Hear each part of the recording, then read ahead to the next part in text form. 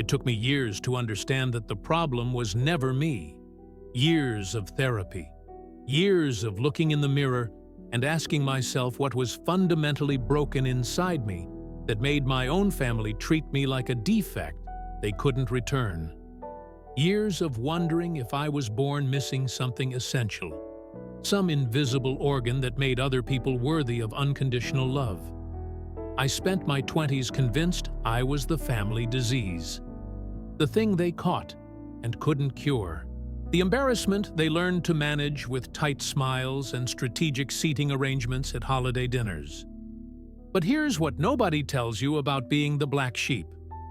Sometimes the flock is just afraid of anything that doesn't follow blindly off the cliff. They called me rebellious. I just refused to pretend. That was my unforgivable sin. Not drugs, not crime, not any of the dramatic teenage disasters they could have pointed to and said, "See, this is why we had to be so hard on him."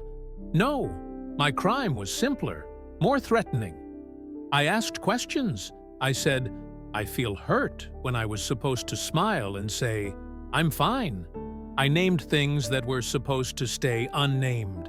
I pointed at elephants in rooms where everyone had agreed to discuss the weather instead. They needed me to be difficult, so they didn't have to examine why their love came with terms and conditions. It's easier to have a problem child than to admit you're a family that only accepts edited versions of your own children. The signs were there from the beginning. Small things. The kind that seem meaningless until you lay them all out in a row and see the pattern. I was 7 when I first noticed the way my mother's face changed when I entered a room. Not dramatically, just a slight tightening around her eyes, a microscopic recalibration of her expression, like someone had adjusted the contrast on a photograph by 2%. Enough that I could feel it, not enough that I could prove it. My brother would walk in and her whole face would bloom open. With me, she closed just slightly, just enough. I remember thinking maybe I smelled bad. Maybe I had something in my teeth. Maybe if I smiled bigger, entered quieter, made myself smaller, the tightening would stop. It never did. At dinner, they would ask him about his day in paragraphs. They would ask me in sentences. His answers were met with follow-up questions, laughter, genuine interest. Mine were met with, "That's nice, honey," and a swift pivot to literally anyone else at the table.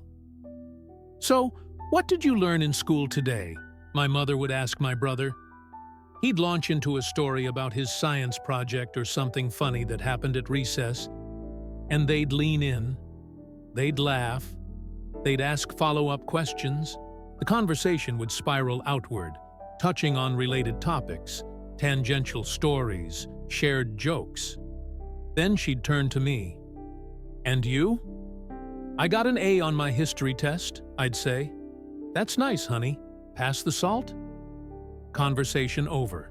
My achievement was a condiment request away from irrelevant. I learned not to elaborate. Why bother? The audience had already left the theater. When I was 8, my father started this thing where he'd compare us. Never explicitly. Always wrapped in humor. Always delivered with a smile that made it impossible to object without seeming oversensitive. "Your brother got another A. Maybe some of his study habits will rub off on you." I had gotten an A too, that same week. But somehow, my A was expected, unremarkable. His was praiseworthy, evidence of character. "Look how responsible your brother is with his allowance. Takes after his old man." I'd saved mine too. But when I bought something I wanted, it was wasteful. When he bought the same thing, it was a smart purchase. Your brother never talks back. Wish I knew his secret. My brother didn't talk back because he'd learned that silence was safety. I talked back because I was allergic to pretending everything was fine when it wasn't. Different strategies, same survival instinct. Each one landed like a paper cut. small enough to dismiss, frequent enough to bleed you dry. And the thing about paper cuts is that they're easy to gaslight. When you finally say, "This hurts," people look at you like you're insane. It's just a paper cut. You're being dramatic. But hundreds of paper cuts, administered daily, for years? That's not drama. That's death by 1,000 cuts. I learned early that my emotions were considered excessive.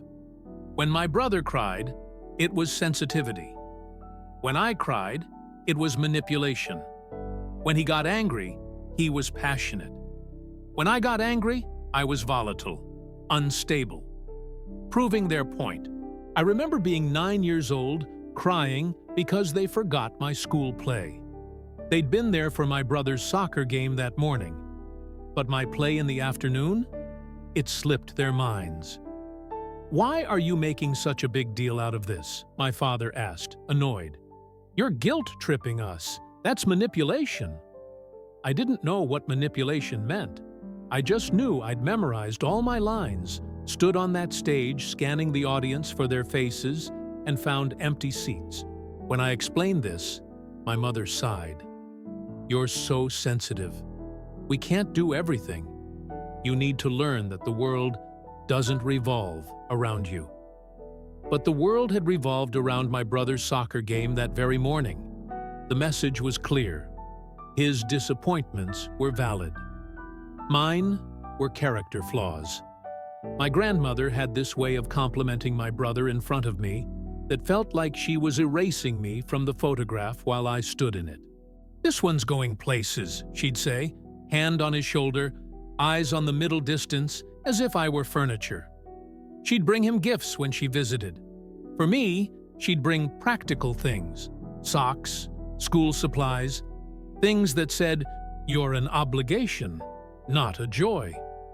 Once, when I was 10, I made her a birthday card, spent hours on it, drew her favorite flowers, wrote a poem. She glanced at it, said, "How sweet," and set it aside. Then she spent 20 minutes gushing over the store-bought card my brother had given her. "He has such good taste," she said. "Always knows exactly what to pick." I threw my homemade cards away after that. Why bother? And the jokes. God, the jokes. We must have grabbed the wrong baby from the hospital with this one. Your brother got all the good genes. Sorry, buddy. At least one of our kids turned out normal. We should have stopped at one. Your brother's the success story. You're the rough draft. Laughter. Always laughter. The universal solvent that dissolves accountability. If you object, you're too sensitive. If you stay quiet, they take it as permission to continue. You can't win. That's the design. I remember once, at a family barbecue, my uncle made a joke about how I was the black sheep of the family. Everyone laughed. I was 12. I didn't laugh. I asked what that meant. The laughter stopped. Silence. My mother's eyes flashed warning.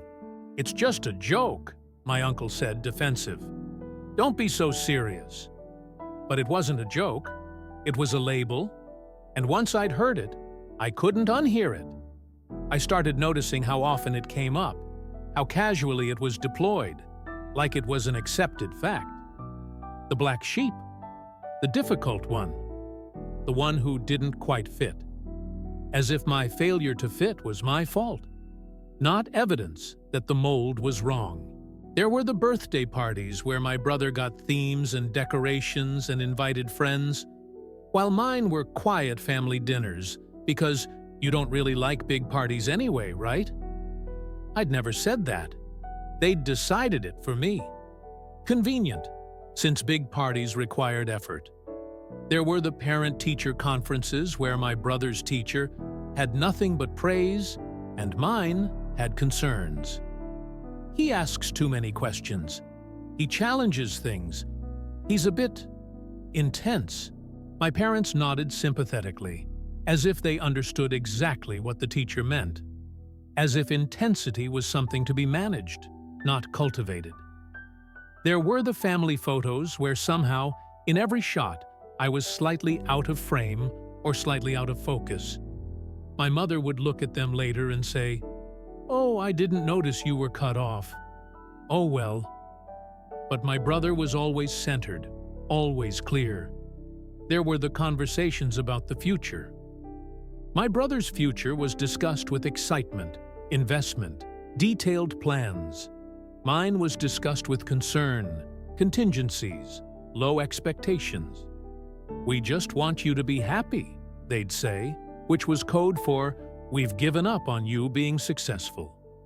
Small things, microaggressions, tiny rejections that added up to a childhood spent feeling like a guest in my own family. Like I was being tolerated, not treasured. And the worst part? I kept trying, kept hoping, kept thinking that if I just got better grades, joined more clubs, made them prouder, maybe the tightening around my mother's eyes would finally relax. It never did, because the problem was never my performance. The problem was that I was cast in a role before I was old enough to audition. And once you're the scapegoat, once you're the vessel for the family's discomfort, no amount of good behavior will rewrite the script. If you object, you're too sensitive. If you stay quiet, they take it as permission to continue. You can't win. That's the design. I was 15 when I finally found the word for what I was: scapegoat. I was in the school library, hiding during lunch like I did most days, when I stumbled across a book about family psychology. I wasn't looking for it. It was just there, spine facing out, title in bold, "The Scapegoat in Dysfunctional Family Systems." I opened it out of curiosity. I read it like it was written specifically about my life. Every family needs someone to carry what no one wants to admit. That sentence stopped me cold. It wasn't that I was broken. It wasn't that I was difficult or sensitive or too much. It was that they needed me to be those things. They needed someone to absorb their collective dysfunction, someone to point at when the cracks in their perfect family portrait started showing. The scapegoat is the person who tells the truth in a family that runs on lies, and the family's immune system attacks truth like it's a virus. I kept reading. Every page felt like someone had been following me around with a camera for 15 years and finally showed me the footage. The scapegoat's role is to express the family's repressed emotions, distract from deeper systemic problems, serve as a cautionary tale for other children, validate the parents' narrative of themselves as patient martyrs.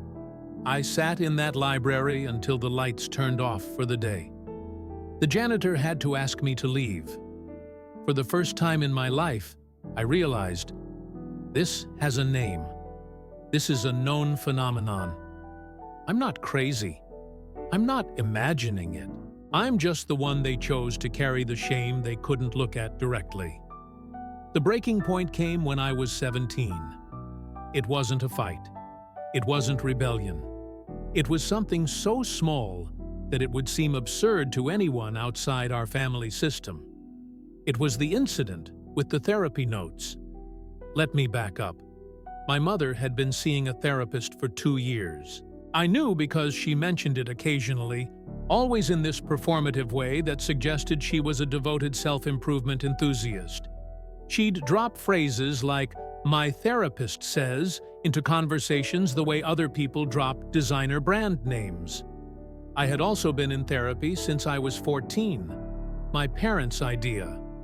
They'd decided I needed professional help for my behavioral issues, which was code for, "He makes us uncomfortable, and we don't know why, so we're outsourcing the problem." My therapist was kind, patient. She never made me feel broken. She asked questions that suggested maybe, just maybe, my family dynamics were worth examining. But I didn't tell my parents what we discussed.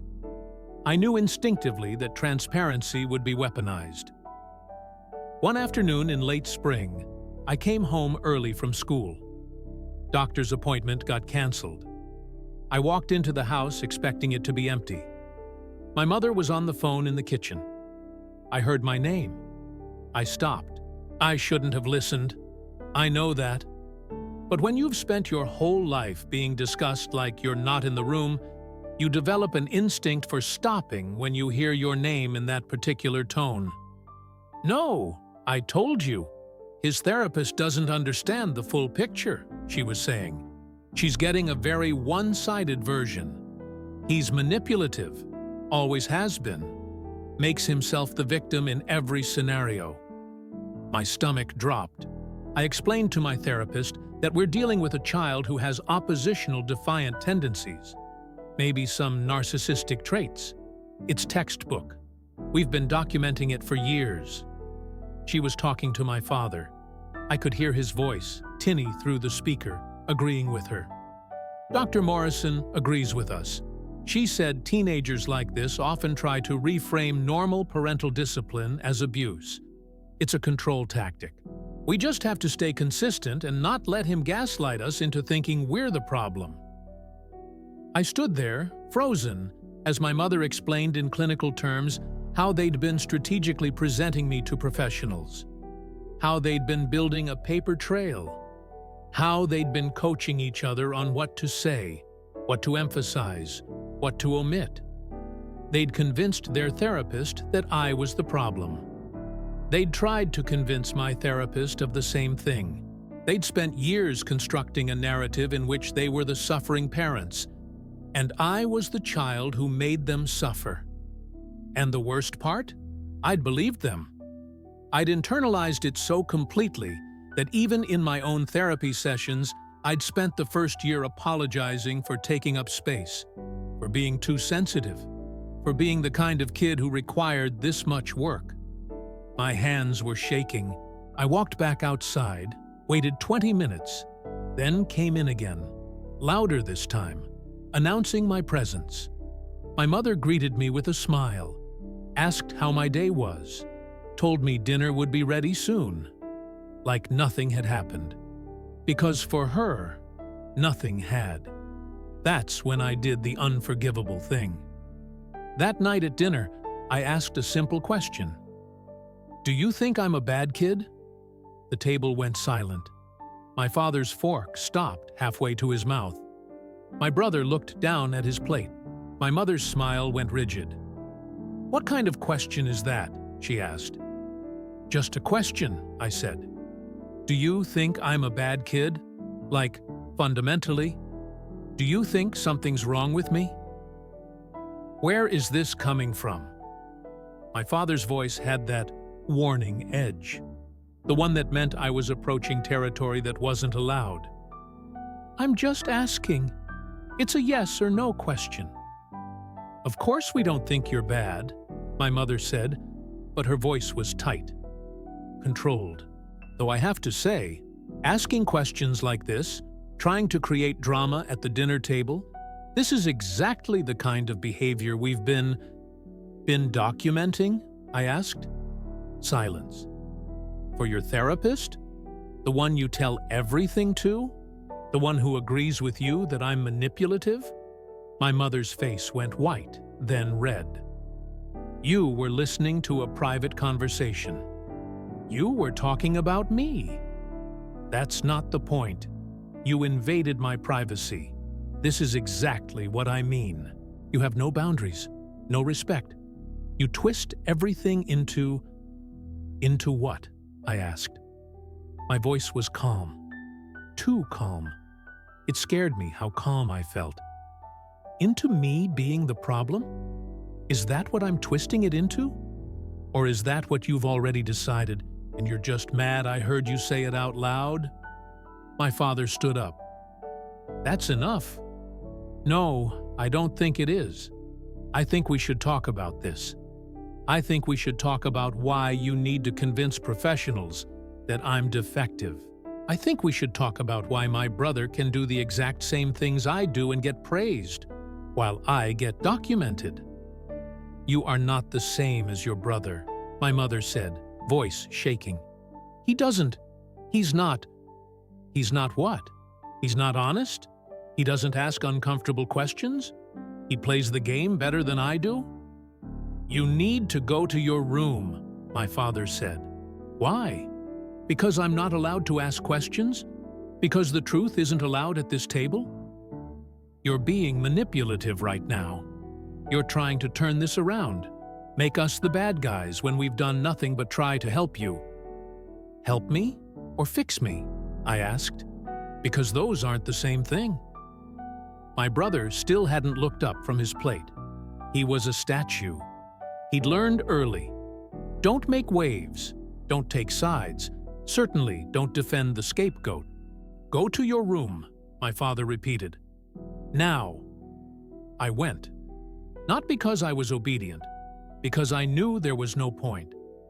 You can't have a real conversation with people who need you to be the villain of their story. That was the night I became the enemy. Not because I yelled. Not because I was disrespectful. Not because I did anything except refuse to pretend. I asked them to look at what they were doing. And in a family built on not looking, that's the ultimate betrayal. The punishment was silent, but it was total. They didn't yell at me after that. They didn't ground me. They did something worse. They went cold. My mother stopped asking about my day entirely. Not in an obvious way. Just gradually, over weeks, her questions tapered off into nothing. I became a ghost she nodded at in hallways.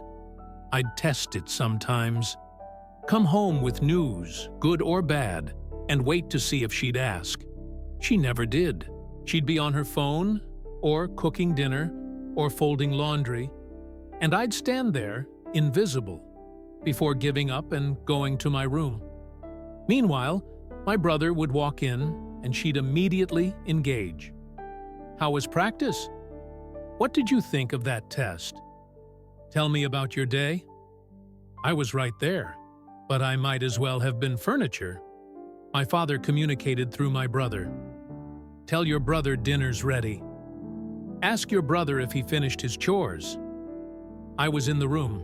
He'd look right past me to deliver these messages to my brother, who would awkwardly relay them to me while we sat 3 feet apart.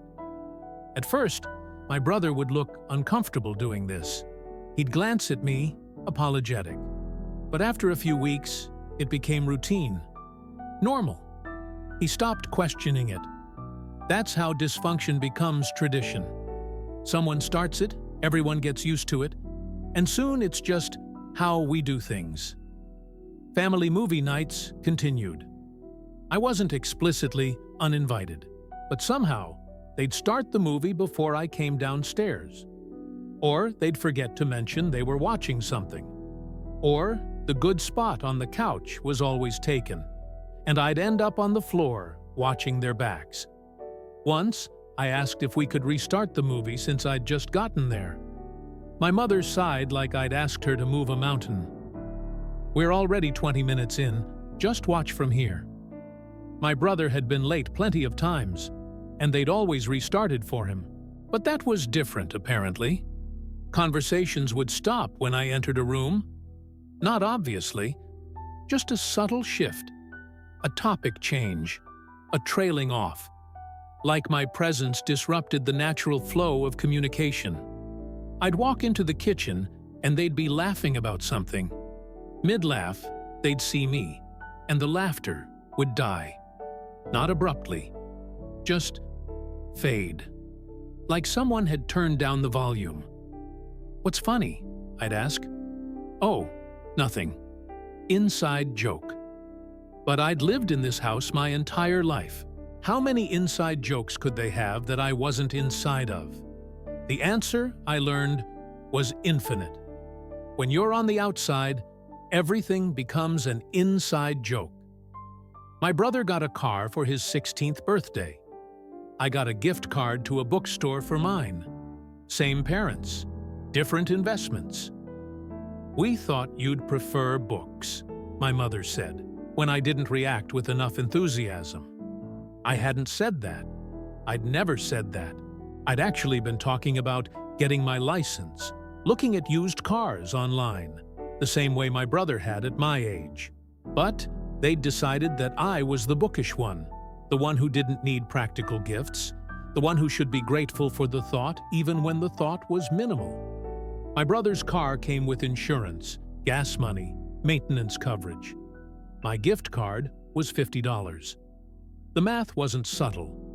They went to all of his soccer games. They went to none of my debate competitions, even though I made it to state. Too busy. Work stuff. Maybe next time. It's just different, my mother explained when I finally asked why they never came. Debate is more academic. It's not as exciting to watch, you understand? But they'd sat through hours of my brother's practices, games, team dinners. They'd rearranged schedules, taken time off work, driven hours to away games. For me, too busy, not exciting enough. You understand. I understood perfectly. When relatives asked about their kids, they'd light up talking about my brother, his achievements, his girlfriend, his plans. The way they spoke about him, you'd think he'd cured cancer.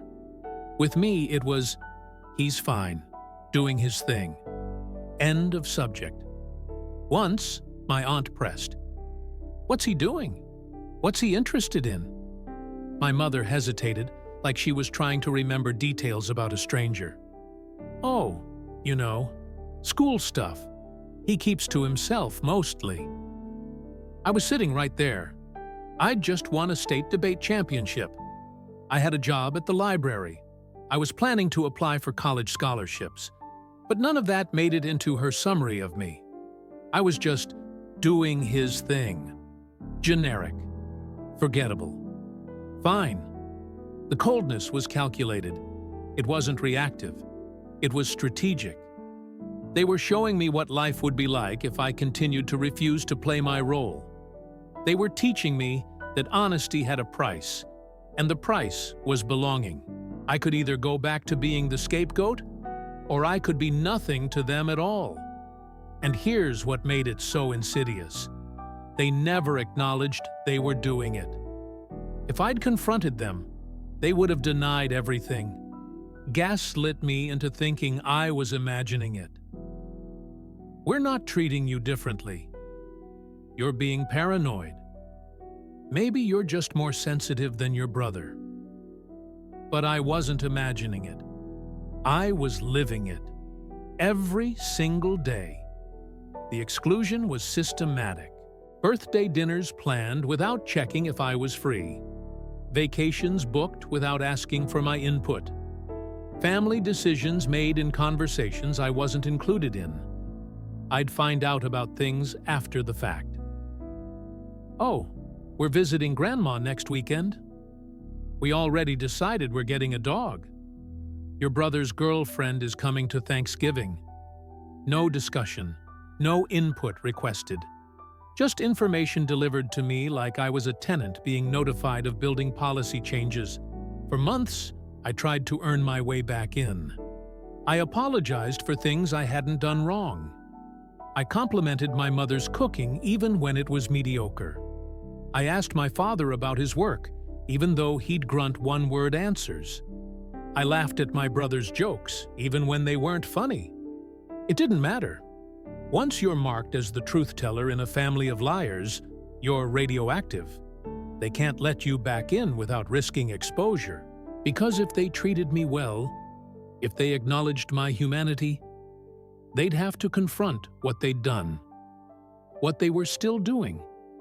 And that was too uncomfortable, too threatening to their narrative.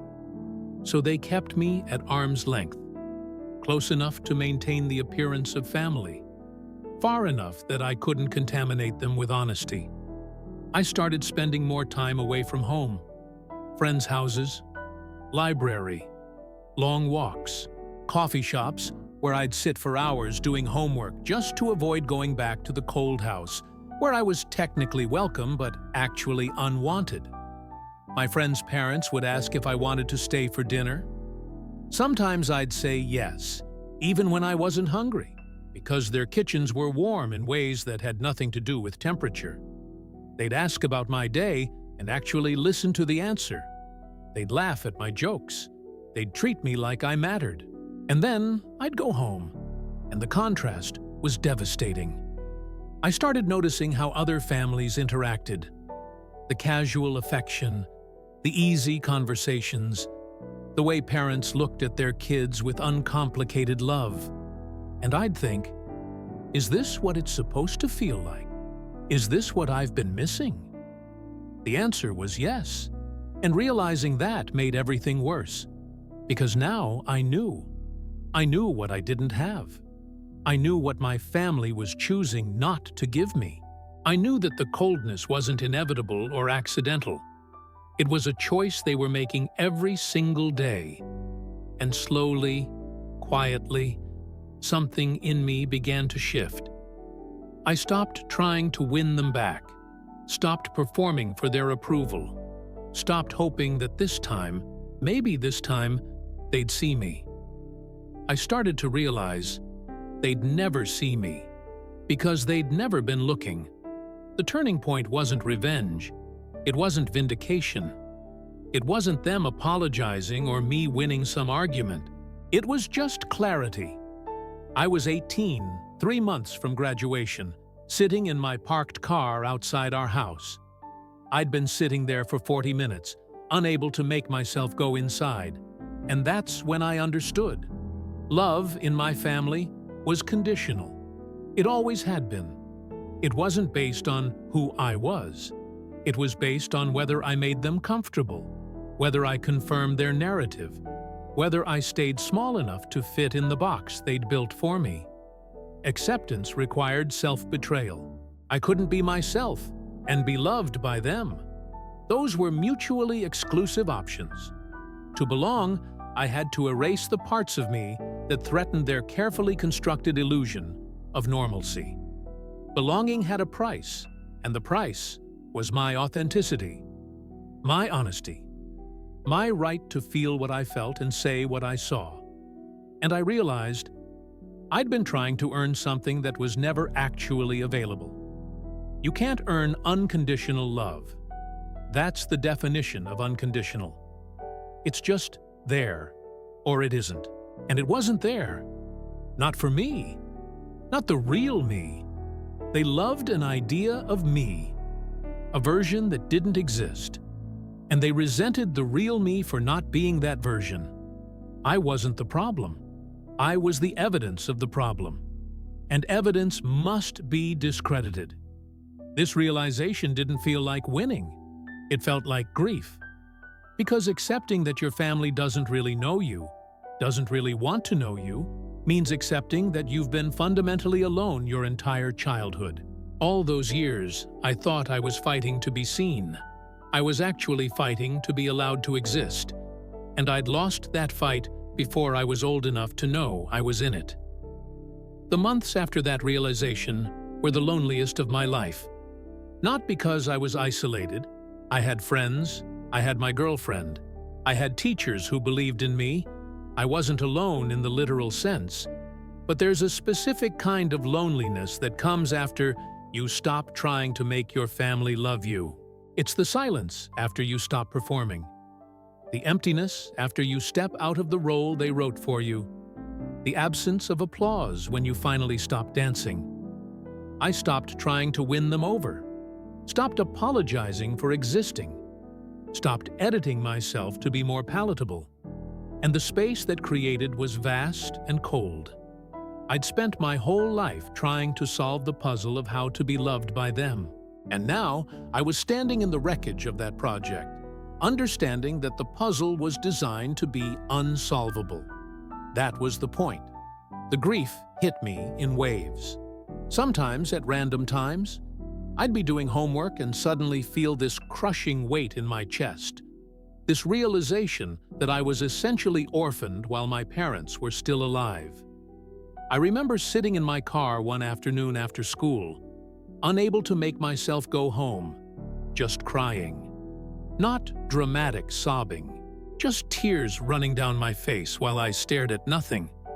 A friend knocked on my window, asked if I was okay. "Yeah," I said. Just family stuff. He nodded like he understood, but he didn't.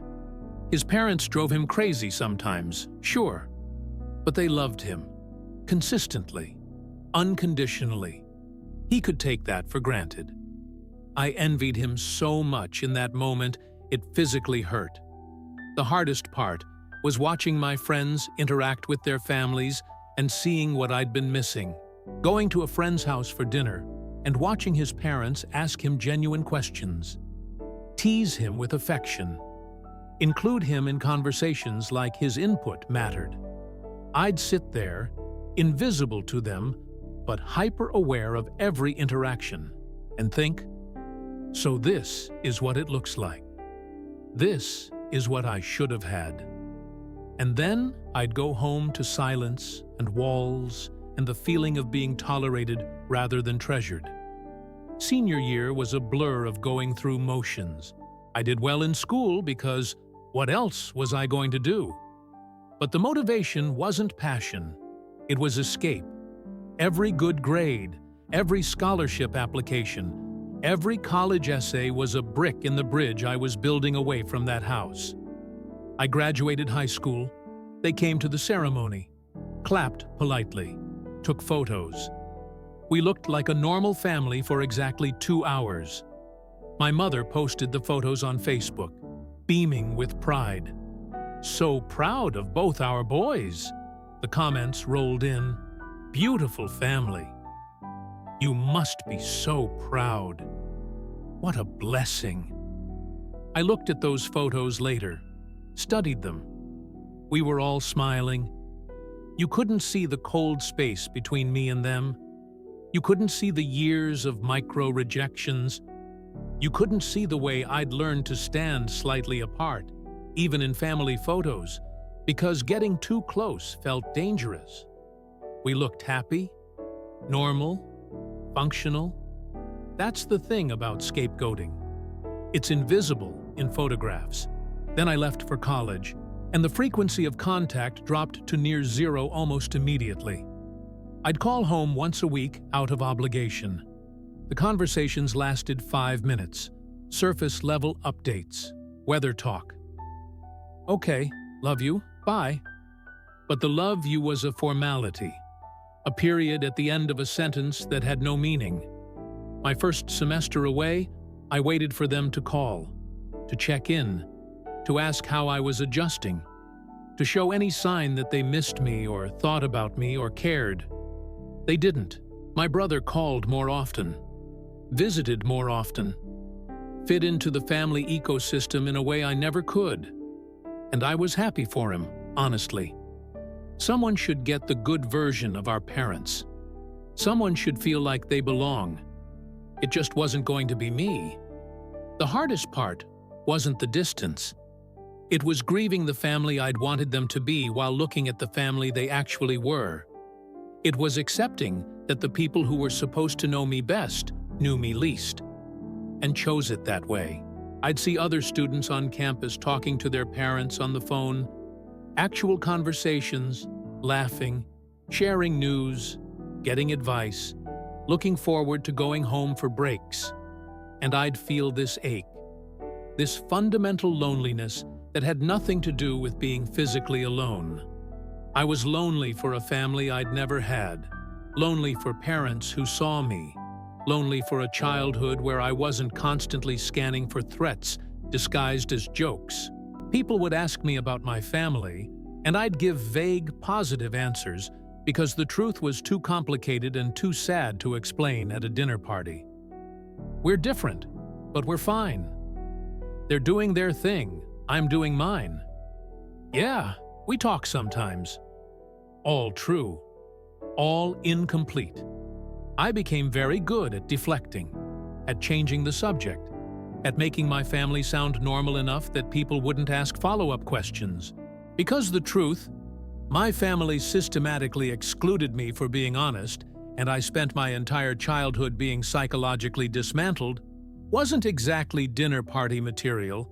I started therapy in college, real therapy.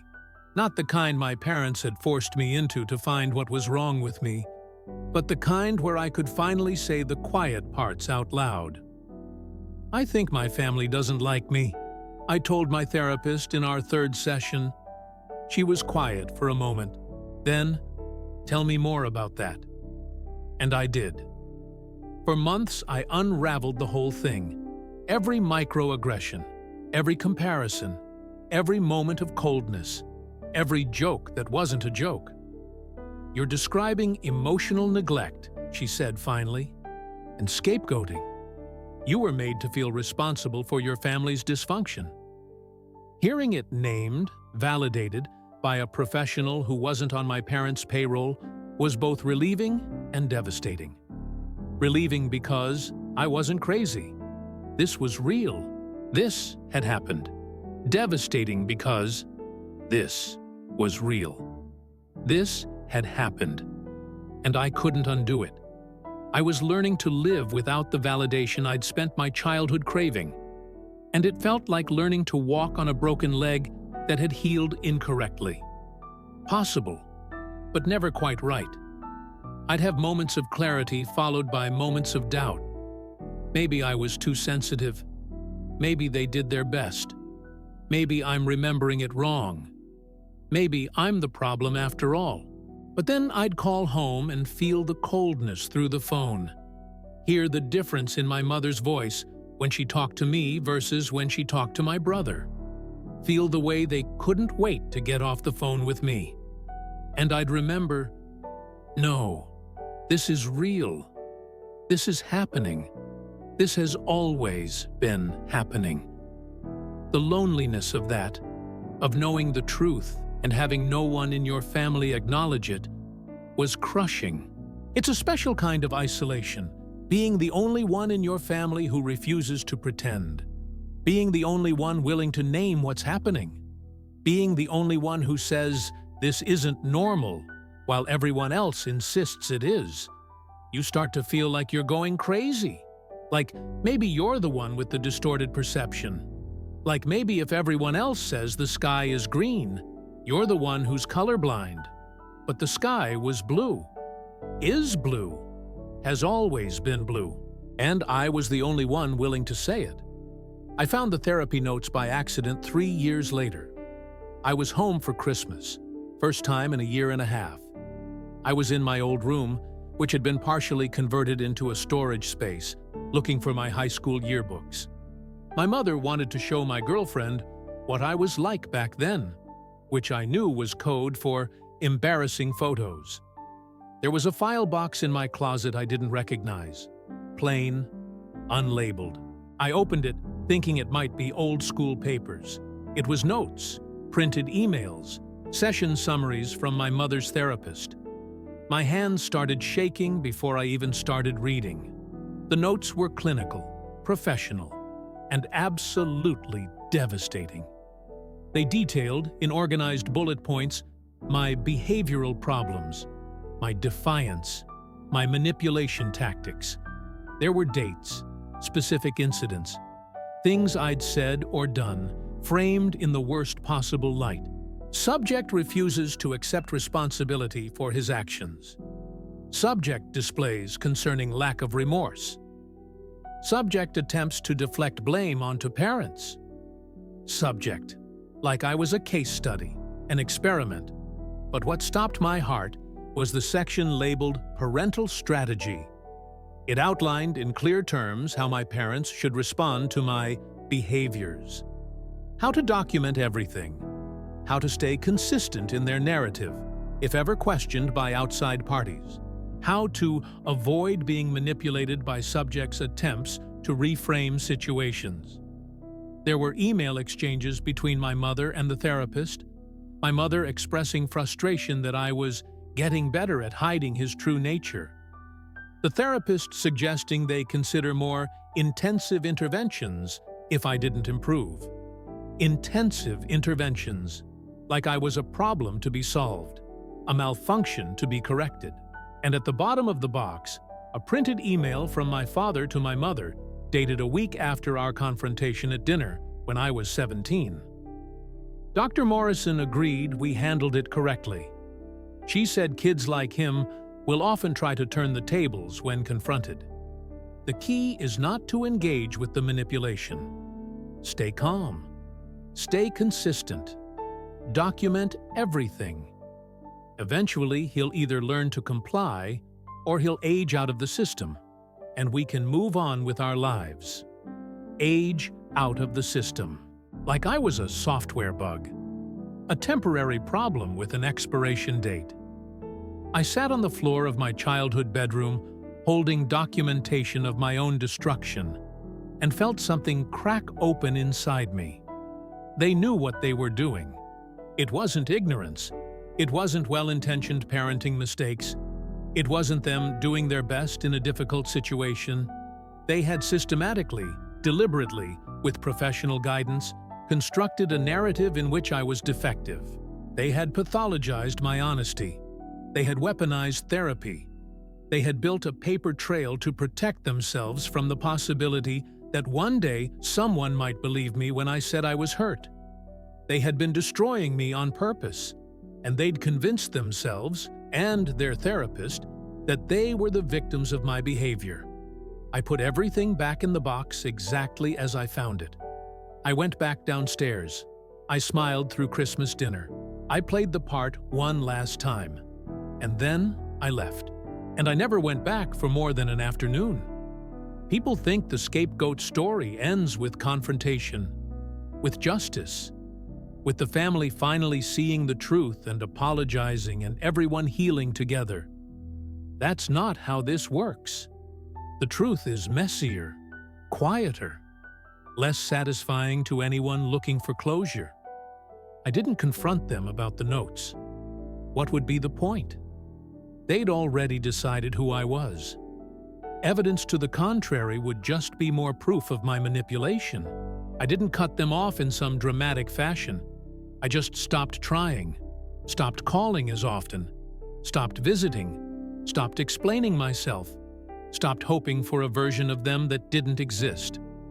I let the relationship become what it actually was: occasional, surface level, emotionally empty.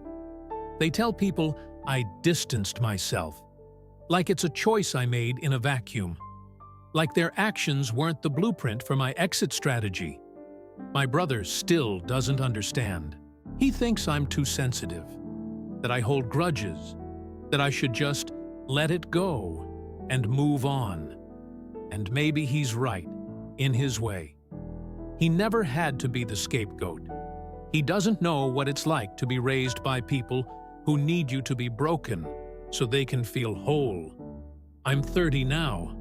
I have a life they know nothing about, a career, a partner who actually sees me, friends who don't require me to edit myself, a therapist who doesn't think I'm a case study in pathology.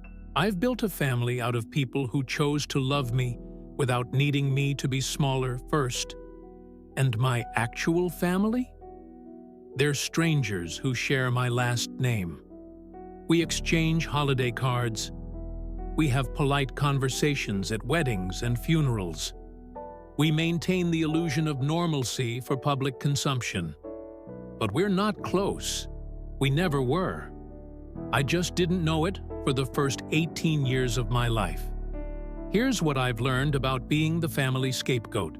Some families don't want children. They want mirrors. They want reflections that confirm their worldview, that validate their choices, that make them look good in holiday photos and sound good in conversations with coworkers. They don't want full human beings with separate thoughts and feelings and needs. That's too complicated, too real, too threatening. So they take one child, usually the one who refuses to lie, or the one who feels too much, or the one who asks the wrong questions, and they turn that child into the container for everything they can't accept about themselves. All their anxiety becomes your anxiety disorder. All their anger becomes your behavioral problems. All their dysfunction becomes your failure to adjust. And they do it so gradually, so insidiously, that you grow up thinking you're the problem, that you're too much, too sensitive, too difficult, too broken. You spend years apologizing for taking up space, for having needs, for existing in a way that makes them uncomfortable. And then one day, if you're lucky, you realize you weren't too much. You were just more than they could hold. And that's not your failing. That's theirs. The hardest truth I've had to accept is that they may never see it. They may go their whole lives believing they were patient parents who tried their best with a difficult child. They may genuinely think they were the victims of my behavioral issues, and I've had to make peace with that. Not because they deserve my forgiveness, but because I deserve to stop waiting for an apology that's never coming. If you're reading this and recognizing yourself, if you're the black sheep who thought you were crazy, if you're the scapegoat who spent your childhood trying to figure out what was wrong with you, I need you to know. It was never you. The problem was never you. You weren't difficult. You were honest in a family that couldn't handle honesty. You weren't too sensitive. You were appropriately sensitive in a family that required numbness. You weren't rebellious. You were just unwilling to betray yourself for their comfort. They needed you to be wrong so they didn't have to examine what was wrong with them. They needed you to be the problem so they could avoid being the solution. And the cruelest part is they probably believe their own narrative.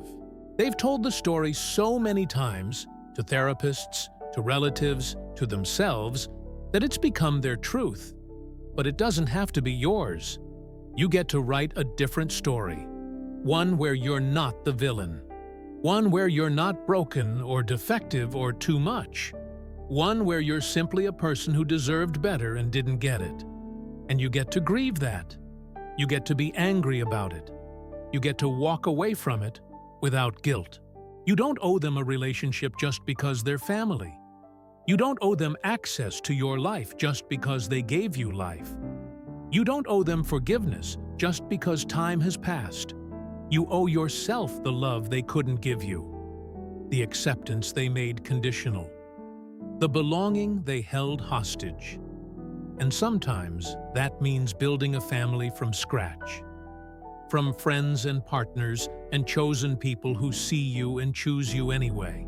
Sometimes that means sitting with the grief of not having the family you wanted while learning to appreciate the family you've built. Sometimes that means accepting that you'll always carry the scar of being the scapegoat, but refusing to carry the shame. I still think about them sometimes. Wonder if they ever question their narrative. Wonder if they ever look at the space where I used to be and feel anything other than relief that the problem child finally left. I doubt it, but I don't need them to. Not anymore. I spent 20 years trying to earn their love. I spent another 5 trying to understand why I couldn't. Now I spend my energy on people who love me, without needing me to perform for it. On building a life that doesn't require me to shrink. On healing the parts of me they convinced were damaged. And some days, that feels like victory. Other days, it just feels like survival. But I'm still here, still honest, still refusing to pretend. And if that makes me the black sheep, then maybe the black sheep was never the one who was lost. Maybe the black sheep was the only one who knew the way out. What if the problem had never been you? What if it was always them, and the greatest lie they ever told was convincing you otherwise? What if you spent your whole childhood solving the wrong puzzle, trying to fix something in yourself that was never broken? What if the rebellion they feared was just self-preservation? What if your sensitivity was actually clarity? What if your questions were the only sane response to an insane situation? What if you weren't the family disease? What if you were the family truth, and they couldn't survive it?